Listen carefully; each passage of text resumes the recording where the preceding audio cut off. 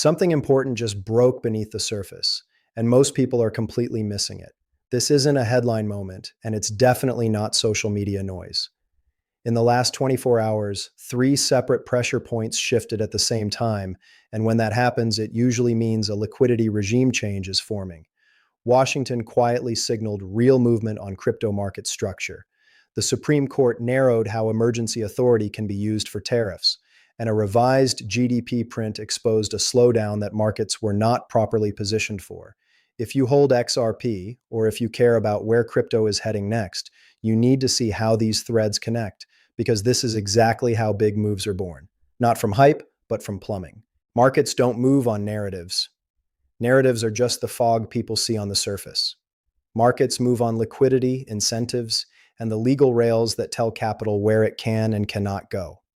When liquidity is abundant, risk spreads compress, volatility drops, and capital migrates outward toward higher beta assets. When liquidity tightens, everything snaps back toward safety, and anything that depends on marginal flows gets starved. Crypto is the most reflexive market on earth when it comes to this cycle, not because it's special, but because leverage expresses itself there first.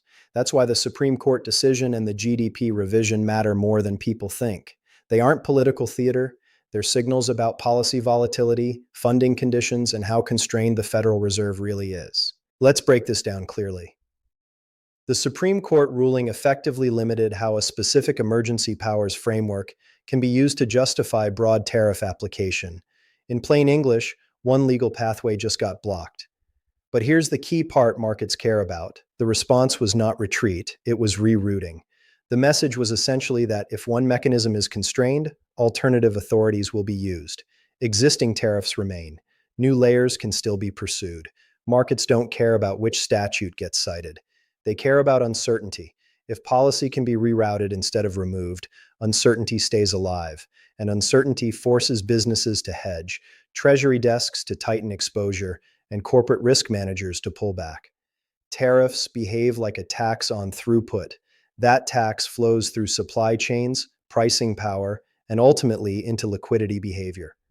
Whether someone supports tariffs or not is irrelevant. The effect on capital behavior is what matters. Then came the second shock. A revised GDP print materially lowered the growth rate investors thought they were dealing with. This wasn't a minor adjustment. Growth was revised down into the low 1% range. That's not noise. That's a regime signal. When growth gets revised lower like that, the market's entire policy framework shifts. Suddenly, the idea of resilient expansion gives way to a late cycle slowdown narrative. And layered on top of that, inflation didn't cooperate. PCE inflation, the Fed's preferred measure, moved higher. Core inflation stayed sticky. That puts the Fed in the worst possible position. Cut rates too early and risk reigniting inflation. Hold policy too tight and risk driving a deeper slowdown. This is how policy mistakes happen. This is how volatility clusters.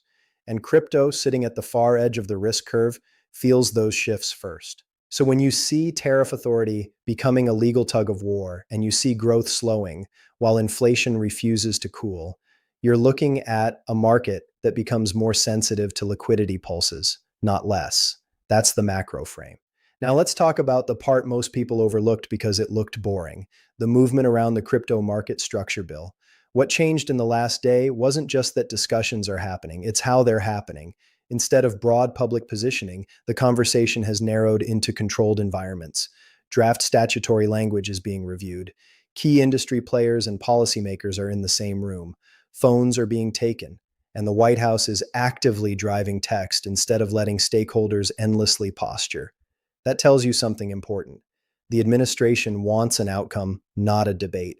And this is where the stablecoin yield discussion becomes the proxy war for the entire future of crypto in the US.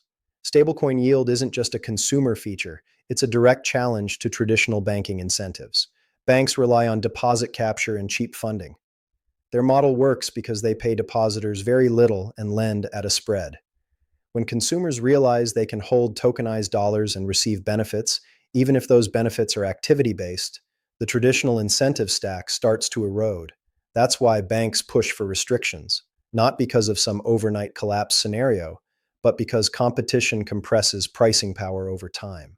The signals coming out of these discussions suggest that broad yield on idle balances is likely constrained, but rewards tied to activity, usage, and participation remain on the table. That distinction matters. It defines how quickly stablecoins evolve from payment tools into financial instruments, and it tells you where regulators are drawing the perimeter. Markets adapt to constraints. If you can't earn by sitting still, you earn by participating. Utility replaces passivity, and that's how innovation survives regulation. Now, here's where XRP holders need to pay attention. The moment the US clearly defines the boundary between the SEC and the CFTC, crypto gets something it has never had at scale inside the world's largest capital market: institutional certainty. Certainty doesn't mean prices instantly go up. Certainty means capital can allocate without existential risk. It means custody frameworks can be standardized. Compliance teams can approve flows. Brokers can structure products.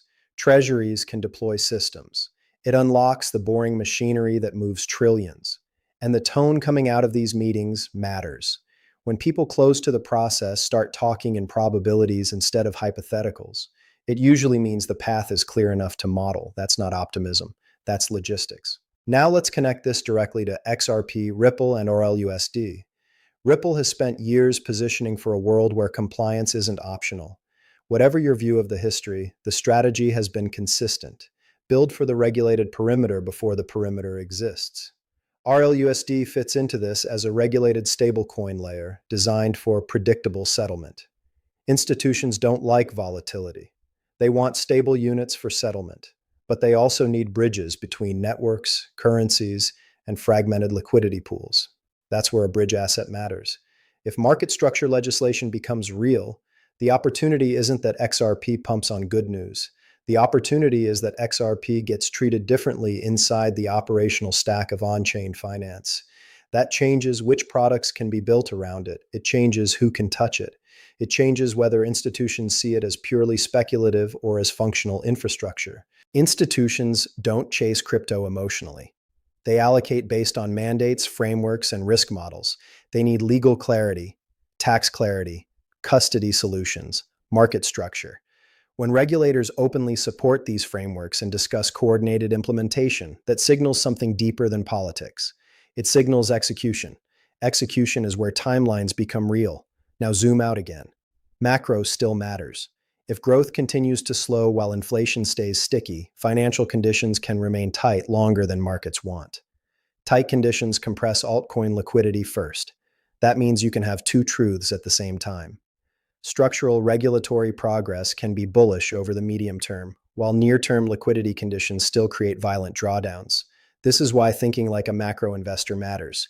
You don't need certainty, you need probability. Short-term, the setup is choppy. Policy uncertainty remains alive. Growth has been revised down. Inflation isn't giving the Fed an easy exit. That produces spikes, pullbacks, and positioning resets. In those environments, high beta assets get whipped around. XRP can be volatile there because many participants still treat it as an altcoin liquidity trade, even while it carries an infrastructure narrative. That tension is uncomfortable, but it's also where opportunity forms. Long term, this gets more interesting. The Clarity Act and stablecoin framework aren't isolated US events. The US still sets global financial norms because dollar liquidity underpins the system. When the US defines market structure, it influences how global institutions operate. It becomes a reference point, and that's where Ripple's original thesis comes back into focus. Cross-border settlement, interoperability, and regulated integration matter more in a world of trade friction and geopolitical fragmentation. When friction increases, efficiency becomes valuable. We are not heading toward one chain to rule them all. We're heading toward a network of networks. Banks, fintechs, public blockchains, tokenized deposits, stablecoins, and tokenized securities will coexist. Interoperability is the prize.